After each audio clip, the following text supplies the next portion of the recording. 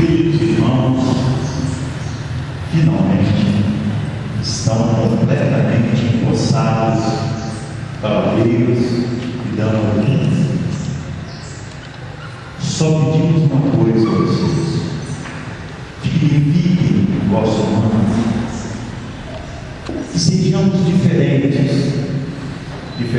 nas atitudes, diferentes nos princípios, diferente no amor, diferente na caridade, diferentes na solidariedade, que sejamos verdadeiramente dignos de estarmos usando este manto que já há 900 anos vem sendo usado por outros cavaleiros e damas do tempo, entre eles, para que vós tenhais consciência da importância do manto que cobre vossos ombros, estão Thomas Edison, Vitor Hugo, Graham Bell, Nostradamus,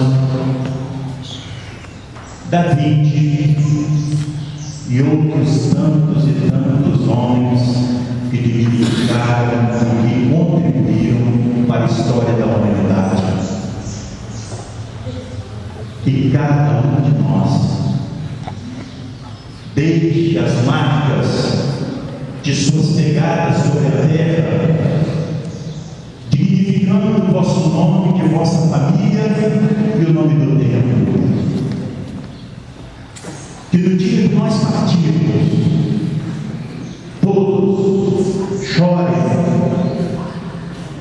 por não estarmos mais presentes entre os nossos entes queridos e a nossa família.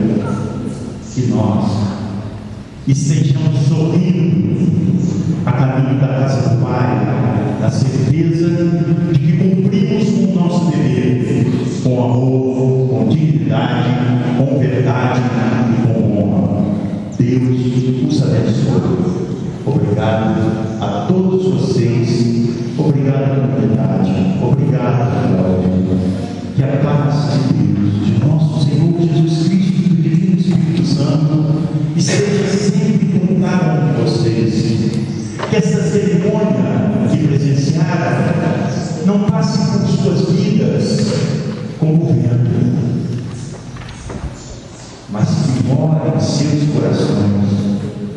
Que as palavras que aqui foram ditas e que sempre são ditas na casa de Deus não sejam palavras ao vento, mas morem em vossos corações. Pois se queremos nos tornar filhos de Deus, temos que trabalhar como tal, calçar as sandálias do Cristo, viver os ensinamentos do Cristo. Ninguém pode ser feliz e completo se o Cristo não habitar em seu coração. E Cristo habita no coração do homem quando o homem segue os seus passos.